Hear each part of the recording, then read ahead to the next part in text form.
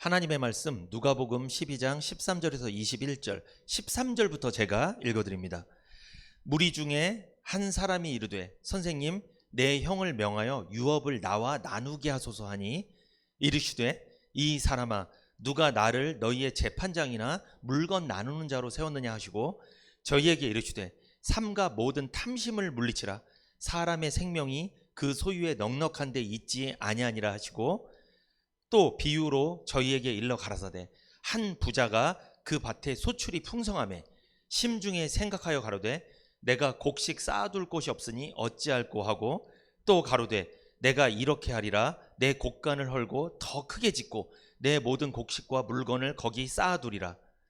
또 내가 내 영혼에게 이르되 영혼아 여러 해 쓸 물건을 많이 쌓아두었으니 평안히 쉬고 먹고 마시고 즐거워하자 하리라 하되 하나님은 이르시되 어리석은 자여 오늘 밤에 내 영혼을 도로 찾으리니 그러면 내 예비한 것이 네 것이 되겠느냐 하셨으니 자기를 위하여 재물을 쌓아두고 하나님께 대하여 부요치 못한 자가 이와 같으니라. 아멘. 누가복음 12장 13절에서 21절을 중심으로 진정한 부요라는 제목으로 은혜를 나누겠습니다. 예수님께서 이 세상에 오셨을 때 복음을 전하셨습니다. 하나님 나라에 대해서 설명해 주셨어요. 그리고 그 하나님 나라에 어떻게 들어가는지에 대해서 다 방법을 알려주셨습니다. 예수님의 입에서 나온 복음은 믿는 사람들에게는 구원이 되었지만 영생이 되었지만 믿지 않는 자들에게는 그렇게 불편한 말씀이었어요. 마음을 불쾌하게 만들었습니다. 특히 누구? 유대인들, 이 율법의 행위에 빠져 있는 사람들한테는 불편한 말이었어요.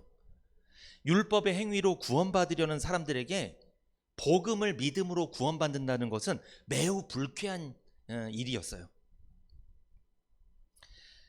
서기관과 바리새인들이 있었습니다. 그들은 율법의 행위로 구원받으려는 사람들이었어요. 그들은 예수님을 트집 잡으려고 혈안이 되어 있었습니다. 예수님이 무슨 말씀하시면 그 말에 꼬리를 잡아갖고 그것으로 죄를 묻고 예수님을 핍박하려고 비난하려고 아주 이렇게 잘 쳐다보고 있었어요. 아주 이렇게 주목하고 있었다는 거죠. 오늘 본문은 누가복음 12장이잖아요. 12장 전에 11장에 무슨 일이 있었냐면 누가복음 11장 53절에서 54절 거기서 나오실 때 서기관과 바리새인들이 맹렬히 달라붙어 여러 가지 일로 힐문하고 그 입에서 나오는 것을 잡고자 하여 목을 지키더라. 보니까 예수님을 어떻게든 잡아 넣으려고 지금 막 주목하고 있었다는 말씀이죠. 혼란스러운 상황이었습니다. 막 복잡한 상황이었어요. 그런데 그때 누가복음 12장 1절에서 제가 읽어드립니다. 누가복음 12장 1절 그 동안에 무리 수만 명이 모여 서로 밟힐 만큼 되었더니 예수께서 먼저 제자들에게 말씀하여 가라사대 바리새인들의 누룩 곧 외식을 주의하라 이렇게 말씀하셨어요. 서기관과 바리새인들이 예수님을 죽이려고 예수님을 잡아놓으려고 그렇게 주목하고 있던 그 상황에 많은 사람들이 예수님의 말씀에 은혜를 받았는지 모여들었어요. 막 사람이 서로 밟힐 만큼 모여들었다는 거예요. 그런데 거기 12장 1절에 보면 예수님은 모여든 많은 무리한테 말씀을 전하셨다고 하지 않고 거기 보면 예수께서 먼저 제자들에게 말씀하여 가라사대 이렇게 말씀합니다. 제자들한테 먼저 말씀하셨대요. 누가복음 12장 4절에 보면 이런 말씀이 있어요. 내가 내 친구 너희에게 말하노니 몸을 죽이고 그 후에는 능히 더 못하는 자들을 두려워 말라. 여기 보면 4절에 내가 내 친구 너희에게 말하노니 그러면 지금 예수님은 많은 사람들이 모여 있었지만 누구한테 말한다는 거예요? 제자들 그리고 뭐라고요? 내 친구들에게 말씀을 전하겠다. 이 말씀을 딱 전하잖아요. 그러면 누가 듣는 줄 아세요? 제자들이 듣습니다. 그리고 예수님의 친구들이 말씀을 들어요. 제자들이랑 친구들은 이게 무슨 뜻이에요? 예수님이랑 관계가 있는 사람들이에요. 관계가 없는 사람들은 무리, 관계가 있는 사람들은 제자들, 친구들. 왜 예수님은 제자들이나 친구들에게 말씀을 전했을까요? 여기서 우리가 알 수 있는 거, 예수님은요 사역 중심의 분이 아니에요. 관계 중심을 중요하게 생각합니다. 예수님은 말씀이 육신되어 세상에 오신 살아계신 하나님입니다. 그러므로 하나님은요 일보다 사역보다 뭘 중요한다? 관계를 중요하게 생각하신다.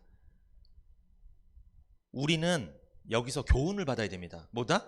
우리도 관계를 통해서 말씀을 받는 거예요. 관계가 안 좋으면요 말씀이 안 들려요. 내가 요즘에 하나님 말씀이 잘 안 들린다, 은혜가 안 된다, 그럼 누구랑 관계가 안 좋은 거예요 지금? 하나님이랑 솔직히 관계가 안 좋은 거예요. 그러면 안 들려요. 안 믿어주고 아예 안 들려요. 와서 예배는 드리는데 안 들린다고요. 그러면 빨리 깨달으셔야 돼요. 나는 하나님이랑 관계가 많이 좋지는 않구나.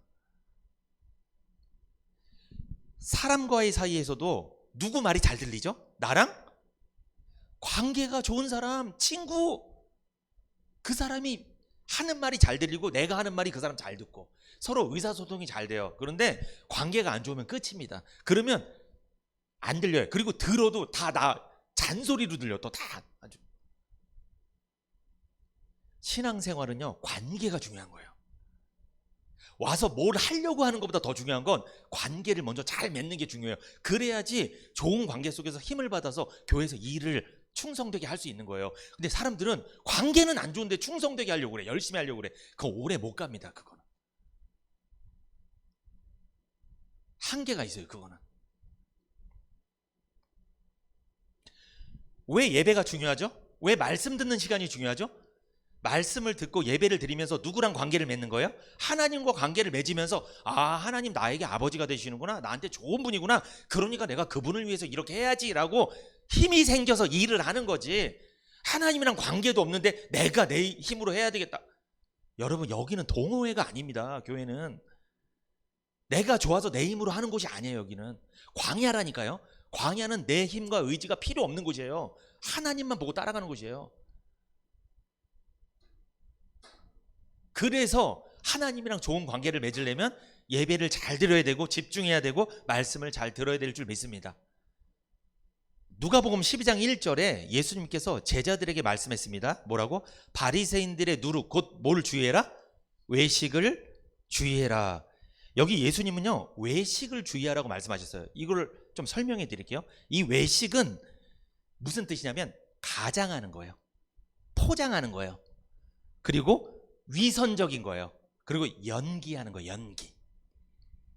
외식은 겉과 속이 다른 거예요. 겉은 되게 좋아 보였는데 속은 완전 썩은 거예요. 이게 외식입니다. 지금 서기관과 바리새인들은 뭐 하는 자라는 거예요? 예수님이 뭐라고 말씀하세요? 외식하는 사람들이라고 말씀하는 거예요. 겉은 되게 하나님을 잘 믿는 것 같은데 속은 하나님을 안 믿는다. 그 사람들은 썩은 사람들이다. 그 사람들의 외식하는 것을 너희들아, 제자들아, 친구들아 주의해라. 너희들은 그러지 마라. 지금 이런 말씀을 하신 거예요. 이 외식은요 무대에서 공연자가 연기하는 거랑 똑같아요. 여러분 연극을 하는데 연기자가 막 연기한 건 그 사람이 진짜 그 모습인 거예요? 연기한 모습이에요? 연기한 모습. 그 사람이 그런 모습이 아니에요. 그 사람이 악역을 연기했어. 그럼 그 사람 실제 악역이 아니라니까요. 밖에 나가면 좋은 사람이에요 그 사람. 근데 거기서만 악역이 된 거예요. 마치 이런 식으로 신앙생활을 했던 사람이 있다는 거예요. 누구? 서기관과 바리새인들이에요. 겉은 되게 하나님께 기도하고 열심히 예배드리고 했던 것 같은데 속은 하나님을 경멸하는 사람들. 이게 외식하는 거예요. 그러니까 서기관 바리새인들은 하나님 앞에 연극을 하는 거예요. 연기. 그런데 사람들은 속일 수 있어요. 사람들이 보기엔 되게 믿음 좋아 보이는데 하나님한테 걸립니다. 왜? 하나님은 외모를 볼까요? 중심을 볼까요? 중심을 봐요. 하나님 속을 본단 말이에요. 근데 사람들은 어디를 봐요? 외모를 봅니다. 사람들은요 돈 많고 잘생기고 명예 있는 사람을 따라가게 돼 있어요. 그 사람이 속이 썩었는데도 신경 안 써요. 겉만 화려하면 되는 거예요. 참 그렇습니다. 사람들은 겉을 봐요. 근데 주님은 아닙니다. 속을 봅니다. 진실을 숨기고 자신이 남들보다 더 좋은 사람이라고 꾸며서 보이게 하는 것, 이게 외식하는 거예요. 자기가 죄가 있는데 요거를 드러내지 않고 자기는 굉장히 죄를 안 짓는 좋은 사람이라는 거를 보여주기 위한 것, 이게 외식이라는 거죠. 여기 누가복음 12장 1절에 누룩이라고 말씀하죠. 주님이 누룩. 누룩은 발효제입니다. 누룩의 역할은 불어나게 하는 거예요. 부풀게 만드는 거예요. 적은 양으로도 가루 서말을 부풀게 하는 게 누룩이죠. 주님은 사람이 외식하는 것이 누룩의 반죽을 부풀게 하는 것과 같다고 말씀한 거예요. 그러니까 반죽에 누룩이 조금만 들어가도 그 누룩이 요만했는데 갑자기 이렇게 부푸는 것처럼 누룩이 들어간 사람은 자기가 솔직히 죄인이거든요. 근데 죄인이 아닌 것처럼 포장한다는 거예요. 엄청나게 좋은 사람으로 겉을 꾸민다는 거예요. 그래서 여러분, 외식하는 사람, 누룩이 들어간 사람, 그 사람은요 항상 남의 시선을 의식합니다. 왜? 타인과의 상대적인 차이에 집중하기 때문이죠. 이런 사람들은 내면보다 외적인 것을 중시하기 때문에 사람들에게 칭찬받으려는 인정 욕구가 강합니다. 다른 사람이 자신을 어떻게 평가하는지가 중요해요. 하나님이 당신을 평가하는 것보다 어떤 게 더 중요하다? 사람들이 나를 어떻게 보느냐가 그 사람 관심사인 거예요. 이런 사람은요 상대적인 것에 행복을 느끼는 사람입니다. 다른 사람보다 내가 더 깨끗하고, 다른 사람보다 내가 더 잘 살고, 다른 사람보다 내가 더 똑똑하면 더 즐거운 사람이에요. 그 사람은 하나님 말씀에 관심은 없어요. 사실은 이런 사람은요 절대적인 행복이 누굴까요? 하나님이시죠. 절대적인 행복인 하나님께 마음을 두지 못하는 사람이에요. 하나님은 외면이 아닙니다. 내면의 중심을 보십니다. 그런데 그 사람은 중심을 보시는 하나님을 의식하지 않는 사람이에요. 외면을 보는 옆에 사람이 더 중요한 거예요. 이 사람은 이렇게 신앙생활 하는 사람이 있다라는 거예요. 그 당시에도 있었고 오늘날에도 있을 수 있어요. 이런 사람이 외식하는 사람입니다. 누룩을 넣어 발효시킨 빵이 어떻습니까? 어때요? 겉은 빵빵하지만 속은 텅 비어 있습니다. 한 입 깨물어 먹어보세요. 그러면 다 부서져 버리는 거예요. 겉은 말짱한 신앙인인 것 같은데 한번 누구 말 한마디 딱 하잖아요. 완전히 무너져 버려요. 왜? 그 안에 아무것도 안 들어있으니까. 부풀려 있었으니까. 그래서 이런 사람은요 어려움이나 고난이 오면 못 이겨요. 왜? 겉은 부풀려 있어도 되게 믿음 좋은 사람인 줄 알았는데 뭔가 어려움이 딱 오면 그냥 안에가 비어있기 때문에 확 무너져 버리는 거냐. 여러분 그런 빵 많이 드셔보시지 않았어요? 크로아상 그런 게 그런데 겉도 되게 커. 그냥 안에 물어보면 아무것도 없어요. 그렇게 신앙생활하면 안 돼요. 내용은 아무것도 없는데 겉모습만 그럴듯하게 유지하는 딱한 모습이죠. 이것이 외식하는 사람의 모습이죠. 겉과 속이 다른 겁니다. 겉은 이 세상에서 가장 하나님을 사랑하는 것처럼 보였지만 속은 가장 하나님을 무시한 사람들이에요. 서기관들과 바리새인들이 그랬습니다. 이스라엘 백성들이 출애굽했을 때 그들이 먹었던 빵을 무교병이라고 합니다. 이 무교병은요 누룩을 넣지 않은 빵이에요. 누룩을 넣지 않았으니까 부풀까요? 안 부풀까요? 부풀지 않았습니다. 그러니까 이 무교병은요 맛있어 보이지도 않고 실제 맛도 없어요. 그리고 겉과 속이 똑같습니다. 겉도 딱딱한데 속도 어떻다? 딱딱해. 왜? 부풀지 않으니까 딱딱한 떡이에요. 주님은 그걸 먹으라고 그랬어요. 출애굽할 때 조금도 부풀어 오른 것이 없는 무교병, 담백합니다. 보이는 그대로 그냥 자신을 보여주는 거예요. 예수님은 자신을 무교병이라고 소개하셨습니다. 하늘에서 내려온 떡, 한마디로 하늘에서 내려온 무교병이 자신이라고 그랬어요. 이게 무슨 뜻입니까? 예수님은 조금도 자신을 부풀리지 않았어요. 하나님이시지만 충분히 부풀릴 수도 있는 분이었지만 예수님은 겸손하셨습니다. 있는 그대로의 모습을 보여주셨어요. 예수님은 겉과 속이 똑같은 분이었어요. 근데 겉과 속인 다른 바리새인들이 예수님 말씀을 듣겠냐고요. 아주 싫어하지. 예수님은요 하나님이시지만 오히려 자기를 비우셨습니다. 종의 형체를 갖고 세상에 오셨습니다. 낮아지셨어요. 죄인을 위해 목숨을 내놓기까지 하셨습니다. 이 외식하는 사람은요 삶을 살아가는 근거가 하나님께 있지 않아요. 자신에게 있습니다. 그래서 누룩을 넣은 빵처럼 늘 부풀려 있습니다. 외면적인 모습에 집중하기 때문에 내면에 예수님을 놓친 사람들이에요. 포장된 삶, 겉과 속이 다른 삶을 살죠. 자신은 당연히 대접받고 살아야 된다고 늘 생각합니다. 인정받지 못하고 대접받지 못하면 쉽게 분노하고 좌절합니다. 하지만 무교병과 같은 사람, 겉과 속이 똑같은 사람, 누룩이 들어가 있지 않은 사람, 발효가 되지 않은 사람, 그 사람은 어때요? 겉과 속이 똑같은 사람? 이 사람은 자신의 삶에 뭐가 부풀지 않더라도 하나님으로 만족합니다. 그 사람은 사람의 평가가 중요한 게 아니에요. 하나님의 평가가 중요하기 때문에 하나님만 바라보고 살아요. 그래서 삶이 어렵더라도 그렇게 낙심하고 좌절하지 않아요. 어떤 대접을 받더라도 감사히 여깁니다. 그 사람은. 삶에 일어나는 모든 일이 하나님의 계획과 섭리임을 믿는 사람이죠. 한번 여쭤보겠습니다. 여러분과 저도 한번 생각해 봐야 돼요. 우리 삶이 좀 부풀려 있는가? 만약에 내 삶에 뭔가 누룩이 들어가 있으면 부풀려 있잖아요. 그러면 우리는 쉽게 좌절하고 실망하게 될 거예요. 그런데 누룩이 없다, 부풀지 않았으면 여러분, 우리는 어떠한 과정 중에서도 원망하지 않아요. 실망하지 않아요. 사람이 왜 외식할까요? 왜 겉과 속이 다를까요? 이런 이유가 뭘까요? 심지어 교회를 다니는데 하나님 믿는다고 하면서 왜 겉과 속이 다른 거예요? 이런 모습 때문에 세상의 불신자들이 원망하는 거잖아요. 막 교인들한테 실망해서 교회 안 오는 거잖아요. 왜 겉과 속이 다른 거예요? 이유가 뭘까요? 사람이요, 한 번 살고 죽는다고 생각하기 때문에 그래요. 이게 무슨 뜻이에요? 천국을 안 믿어요. 영생한다는 걸 안 믿어요. 내세를 안 믿어서 그래요. 이 세상이 전부라고 생각하기 때문에 여기서 포장을 하는 거예요. 부풀리는 거예요. 자꾸만. 내세가 믿으십니까? 천국, 영생 믿으세요? 난 구원받은 사람이라고 확신하십니까? 그 사람은요, 여기서 부풀리지 않아요. 안 부풀면 어때? 여기서 좀 가난하면 어때요? 뭐가 좀 안 되면 어때? 천국 가는데, 영생을 얻었는데 왜 겉과 속을 다르게 만드냐는 거예요. 자꾸만. 그게 왜 그렇다? 천국 안 믿어져서 그래요. 저 너머의 세상이 안 믿어지니까 여기서 끝장을 보려고 하는 거예요. 그러니까 어떻게든 막 포장을 하는 거예요. 이렇게 외식하는 사람은 이 세상이 전부이기 때문에 하나님을 두려워하지 않습니다. 왜? 이 사람은요, 죽어버리면 끝난다고 생각해요. 그래서 많은 사람들이 이런 이야기합니다. 죽으면 끝이요. 없어. 천국과 지옥도 없고 죽으면 끝나는 거예요. 그러니까 뭐라고 하는 거예요? 이 세상에서 잘 먹고 잘 살면 그만이요. 그렇기 때문에 사람에게 잘 보이기 위해서 자신을 감춥니다. 자신을 부풀려야만 하는 거죠. 내면의 절대적인 행복, 하나님을 만난 적이 없기 때문에 이 사람은 육신의 정욕과 안목의 정욕과 이생의 자랑을 위해서만 사는 거예요. 그런 일을 위해서 어떤 일도 마다하지 않는 거예요. 정말 하나님으로 행복하십니까? 감사하십니까?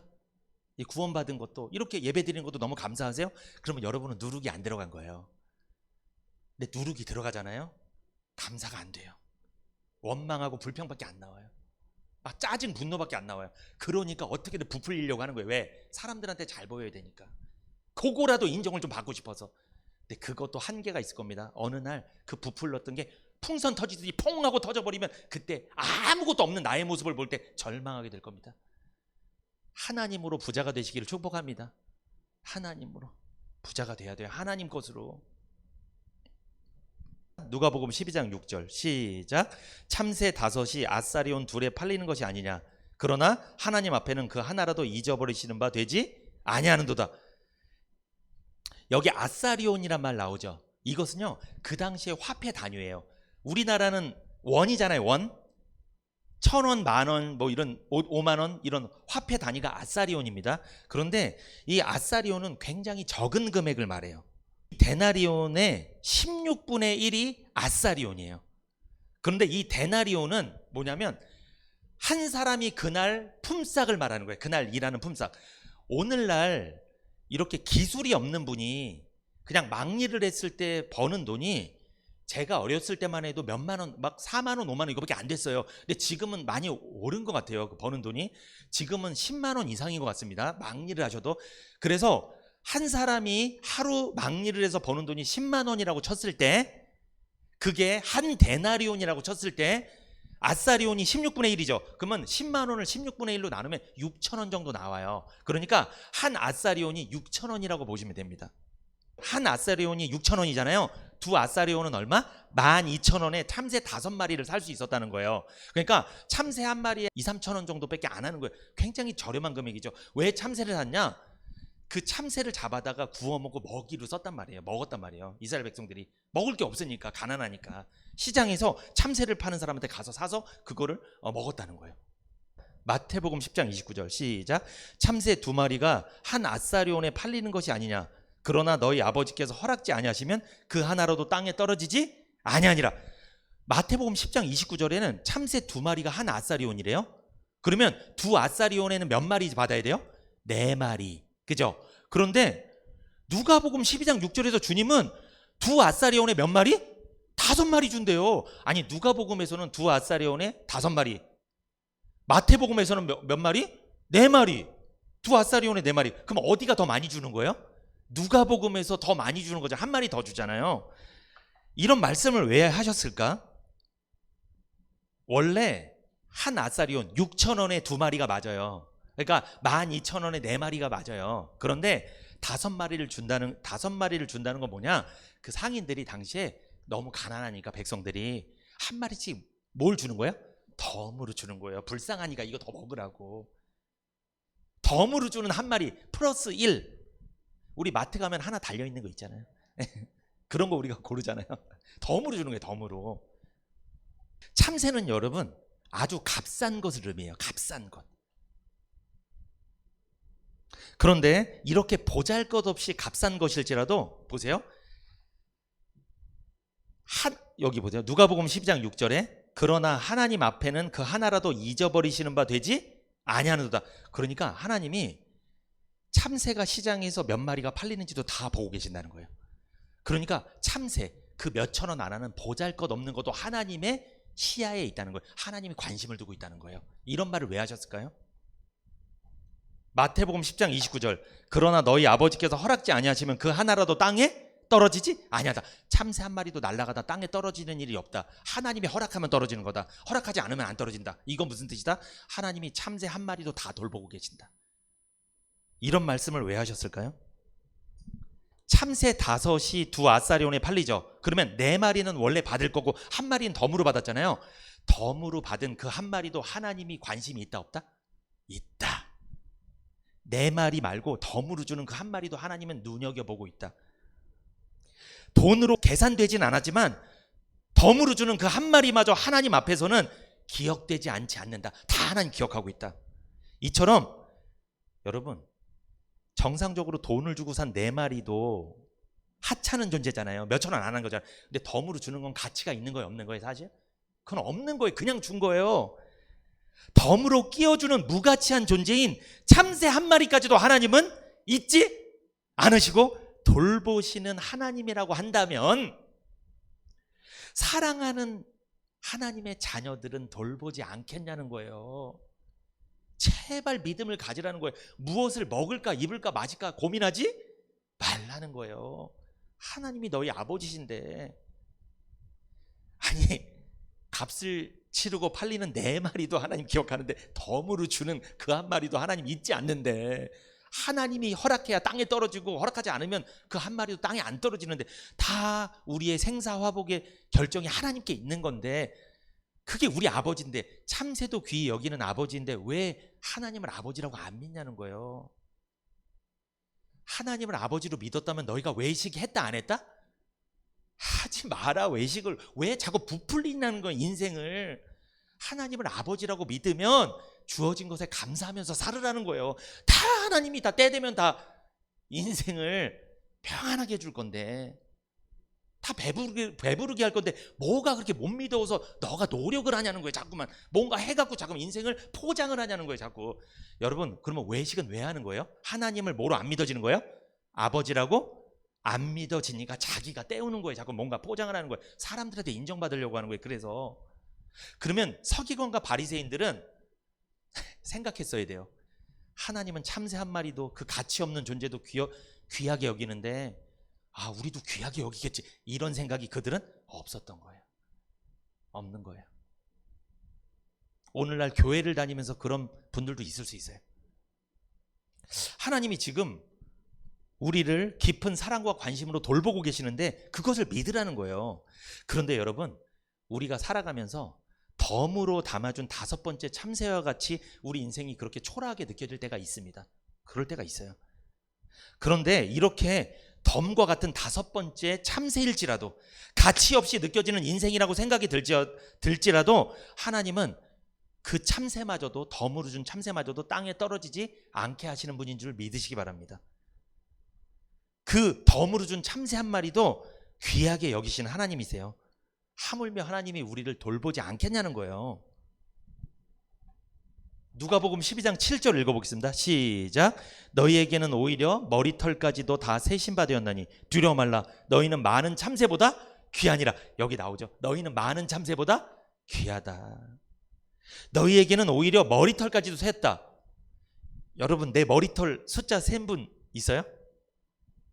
셀 수 없습니다. 근데 여기는요, 이 하나님이 머리털을 세웠다는 거는 단순히 숫자를 세웠다는 의미가 아닙니다.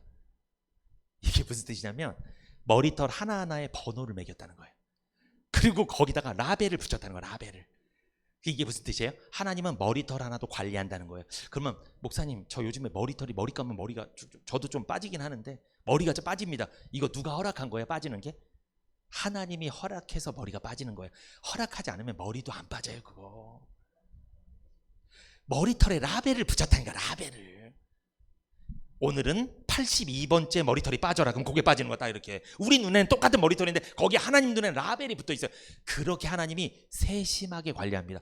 여러분, 머리 관리하는데 샵 가보세요. 엄청 세심하게 관리해요. 막 그러면서 한 올 이러면서 그것보다 더 세심하게 관리한다는 거예요. 신기하죠? 이 뜻이 그거예요. 라벨이 붙여 있어요. 라벨이. 아니, 머리털 하나도 그렇게 세심하게 귀하게 보는데 하나님이 우리 인생을 이렇게 놔줄까요? 그러지 않습니다. 여러분, 우리가 머리털보다 못한 거예요? 참새보다 못한 거예요? 그러지 않아요. 다 라벨이 매겨져 있는 거예요. 하나님이 관리를 해주신다는 거예요. 관리. 그런데 이렇게까지 말씀을 하셨는데 여기 보세요. 어떤 사람, 누가복음 12장 13절 읽어봅니다. 시작. 무리 중에 한 사람이 이르되 선생님, 내 형을 명하여 유업을 나와 나누게 하소서. 그렇게 말씀을 막 전했어요. 외식하는 사람들에게, 많은 사람들에게, 제자들에게 말씀을 전했습니다. 그런데 어떤 한 사람이 나왔습니다. 예수님한테 질문합니다. 예수님, 내 형에게 명령하셔서 아버지의 재산을 제가 받을 수 있도록 좀 도와주세요. 이렇게 예수님한테 나왔어요. 그런데 이 사람은요, 지금 잘 보세요. 이 말씀이 귀에 들릴까요? 안 들릴까요? 이 말씀이 너희는 참새보다도 귀하다. 너희는 소중한 존재다. 너희는 머리털보다 귀하지 않냐. 소중한 존재다. 이 말씀이 들릴까 안 들릴까? 안 들립니다. 이 사람은 지금 뭐가 관심 많아요? 내 형에게, 아버지에게 물려받은 재산을 형이 다 차지하려고 하니까 그거 내가 나눠받는 게 관심 많은 거예요. 그러면 이 사람도 지금 어떤 사람이야? 솔직히 외식하는 사람이에요. 이 사람도 내면보다는 뭐가 중요하게 생각한다? 외면을 중요하게 생각하는 사람이에요. 그럼 이 사람은 참새보다 귀하다, 머리털보다 귀하다, 이 말씀이 머릿속에 들릴까 안 들릴까? 안 들려요. 우리로 적용해 볼까요? 내 삶의 문제가 너무 심하잖아요. 뭐가 좀 안 되고 힘들잖아요. 말씀 안 들려요. 그러면 하나님 당신을 사랑합니다. 당신을 귀하게 여기십니다. 안 들려요. 뭐만 관심이 있어? 하나님 이 문제 풀어주세요. 나 이거 지금 어려워요. 힘들어요. 요것만 해주세요. 은혜 못 받아요. 그래서 그 사람은. 이 사람이 지금 그런 사람이에요. 지금 누가복음 12장 보세요. 14절에서 여러분 15절까지 한번 읽어보세요. 14절에서 15절 시작. 이르시되 이 사람아, 누가 나를 너희의 재판장이나 물건 나누는 자로 세웠느냐 하시고 저희에게 이르시되 삼가 모든 탐심을 물리치라. 사람의 생명이 그 소유에 넉넉한 데 있지 아니하니라 하시고. 예수님께 우리 아버지의 재산을 저도 받을 수 있도록 좀 도와주세요. 구약에 그렇게 다 법이 돼 있잖아요. 예수님 좀 판결을 내려주세요. 예수님 했는데 예수님의 반응이 14절에서 15절 보니까 신통치 않죠. 예수님 뭐라고 말씀하세요? 탐심을 물리치라. 사람의 생명이 그 소유에 넉넉한 데 있지 아니하니라. 탐심을 물리치라. 그러니까 이 사람이 지금 재산을 못 받게 생긴 거예요. 예수님은 뭐라고 말씀하세요? 탐심을 물리쳐라. 이 탐심이 뭐냐? 이 탐심은 만족할 수 없는 욕심을 말하는 거예요. 만족이 안 되는 거예요. 욕심을 부리는 거예요. 이게 탐심입니다. 그러니까 과도하게 집착하는 거예요. 욕심 부리고 집착하는 거예요. 그런데 예수님께서 탐심을 물리치라 하시면서 좀 단호하게 이야기하신 이유가 있습니다. 왜? 예수님은 그 사람이 유산을 나눠받는 일보다 그 사람이 구원받는 일이 더 중요하다고 생각하셨기 때문에 그래요. 왜? 그 사람의 생명이 유산 받는 것보다 더 중요한 일이다. 그래서 탐심을 물리치라 말씀하신 거예요. 그러면서 예수님께서 비유를 하나 듭니다. 어떤 비유를 드냐면 누가복음 12장 16절부터 21절까지 같이 한번 읽어봅니다. 시작. 또 비유로 저희에게 일러 가라사대 한 부자가 그 밭에 소출이 풍성하매 심중에 생각하여 가로되 내가 곡식 쌓아둘 곳이 없으니 어찌할꼬 하고 또 가로되 내가 이렇게 하리라 내 곡간을 헐고 더 크게 짓고 내 모든 곡식과 물건을 거기 쌓아두리라. 또 내가 내 영혼에게 이르되 영혼아 여러 해 쓸 물건을 많이 쌓아두었으니 평안히 쉬고 먹고 마시고 즐거워하자 하리라 하되 하나님은 이르시되 어리석은 자여 오늘 밤에 내 영혼을 도로 찾으리니 그러면 내 예비한 것이 네 것이 되겠느냐 하셨으니 자기를 위하여 재물을 쌓아두고 하나님께 대하여 부요치 못한 자가 이와 같으니라. 어떤 부자의 이야기를 합니다. 근데 그 부자는 농부였어요. 엄청나게 수확을 했습니다. 부자였어요. 그래서 이 곡간에 넣어둘 곳이 없어서 곡간을 더 지어서 넣어야 되겠다. 내가 이제 평안히 살아야 되겠다. 즐겁게 즐기면서 살아야 되겠다. 18절 같이 한번 읽어봅니다. 18절 시작. 또 가로되 내가 이렇게 하리라 내 곡간을 헐고 더 크게 짓고 내 모든 곡식과 물건을 거기 쌓아두리라. 곡간을 헌다는 건 뭐예요?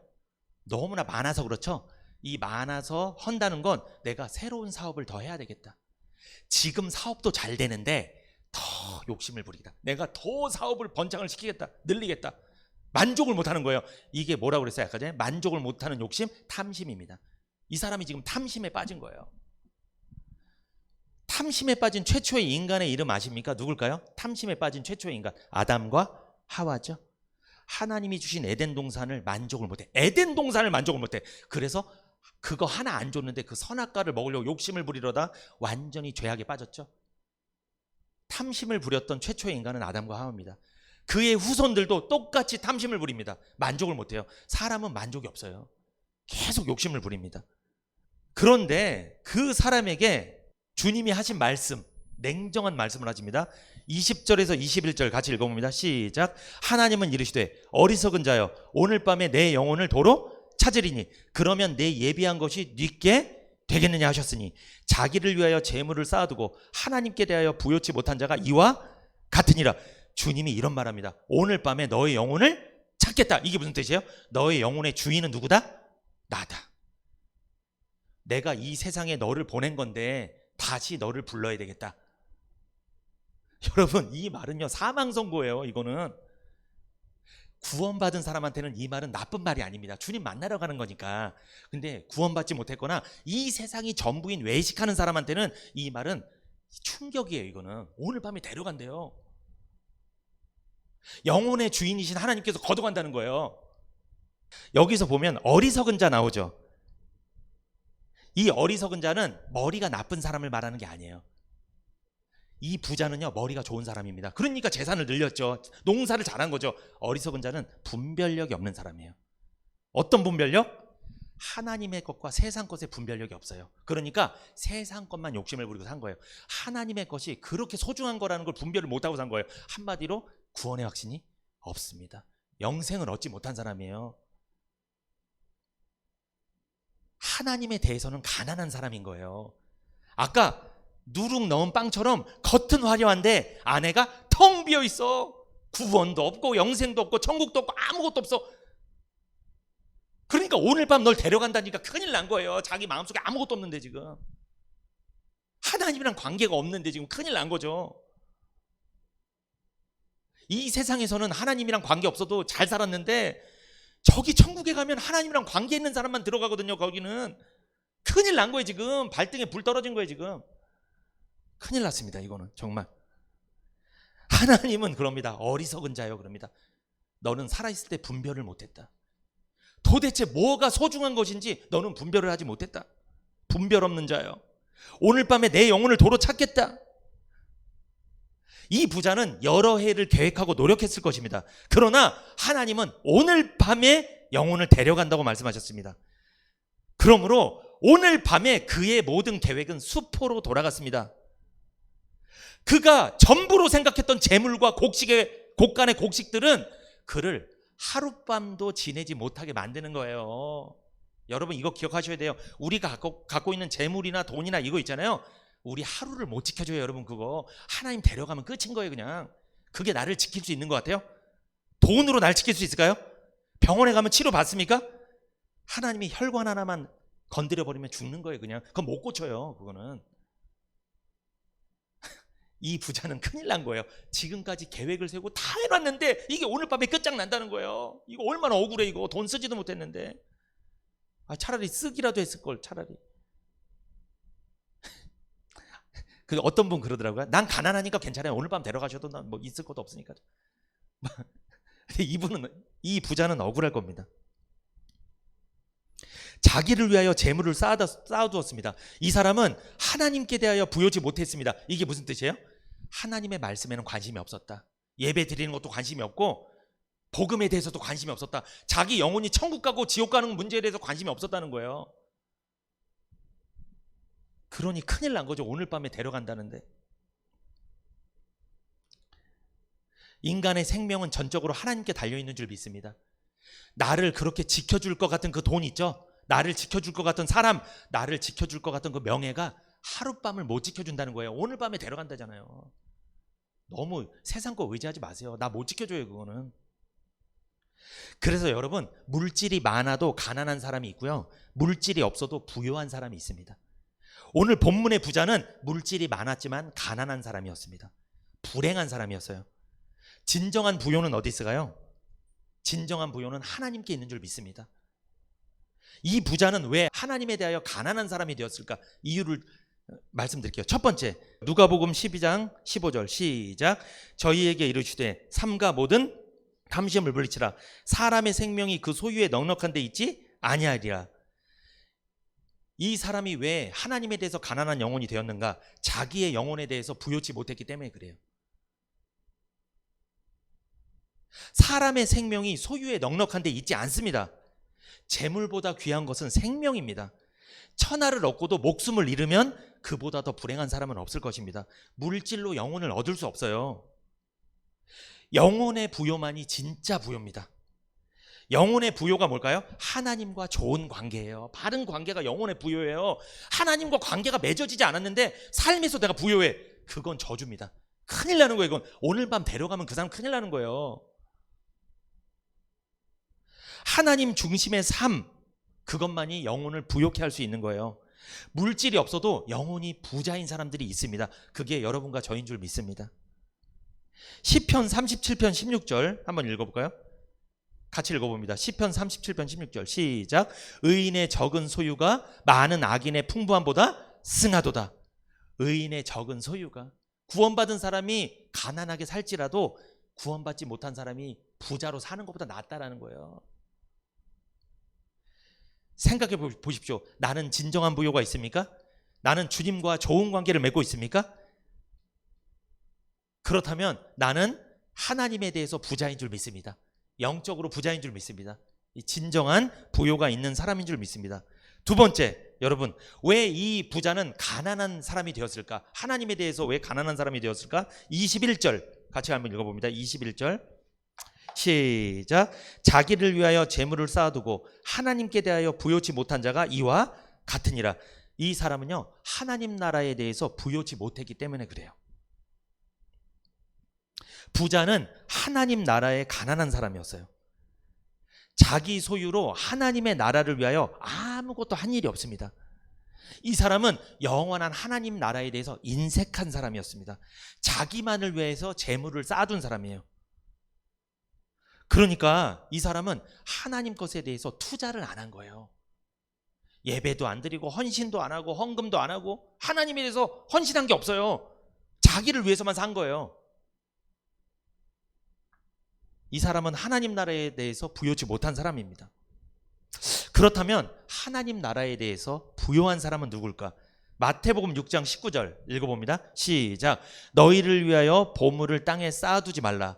거기는 좀과 동록이 해하며 도적이 구멍을 뚫고 도적질 하느니라.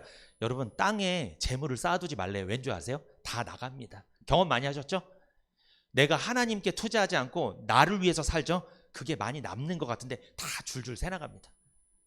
나중에 무슨 말 하냐면, 아이, 하나님께 드릴걸. 아이씨, 그냥 나가버리는 게 그냥 훅 나가는데. 여러분, 도적이 구멍을 뚫고 가져간대요. 좀이 쓴대요. 구멍이 또 술술 샌대요. 이거 밑빠진 독처럼 많이 벌었는데 많이 나간대요. 하나님 나라를 위해서 쓰면 좀이 안 쓸게 될 줄 믿습니다. 구멍이 안 날 줄 믿습니다. 하나님 나라를 위해서 투자하세요. 복음을 위해서 투자하라는 거예요. 마가복음 10장 29절에서 30절 읽어볼까요? 시작. 예수께서 가라사대 내가 진실로 너희에게 이르노니 나와 및 복음을 위하여 집이나 형제나 자매나 어비나 아비나 자식이나 전토를 벌인 자는 금세 있어 집과 형제와 자매와 모친과 자식과 전토를 몇 배? 100배나 받되 핍박을 겸하여 받고 내세의 영생을 받지 못할 자가 없느니라.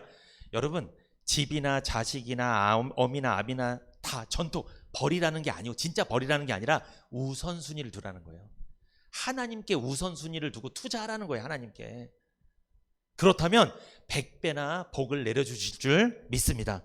진짜 버리라고 하니까 다 버리라는 거 아닙니다. 우선순위를 말하는 거예요. 구조를 바꾸라는 거. 구조. 하나님이 2번이고 내가 1번이었으면 나를 2번으로 두고 하나님을 1번으로 바꾸라는 거예요. 구조를 바꾸라는 말씀이죠. 그렇다면 하나님이 100배나 복을 주신다고 약속하셨습니다. 하나님 나라를 위하여 헌신하십시오. 하늘의 보물을 쌓으십시오. 하늘나라 가잖아요. 하나님이 죄인들은 지옥 가는 심판을 하실 거예요. 구원 못 받은 사람들은 지옥 가는 심판을 해. 그런데 여러분, 구원 받은 사람들도 심판을 합니다. 이게 지옥 가는 심판을 말하는 게 아닙니다. 그러면 구원 받은 사람은 왜 심판을 할까요? 하나님이 물어볼 거예요. 뭘 물어보냐면, 하나님은 재물의 많고 적음을 심판하지 않아요. 당신이 가난하게 살았다고 무시하지 않는다는 거예요. 부자로 살았다고 또 칭찬해 주지도 않아요. 재물이 많고 적음이 아니라 재물을 어떻게 사용하셨는가, 그거 물어볼 겁니다. 내가 너에게 재물을 얼마를 줬는데 너 어떻게 사용했냐, 이거 물어본다는 거예요. 그때 대답할 수 있어야 돼요. 전 주님을 위해 이렇게 사용했습니다.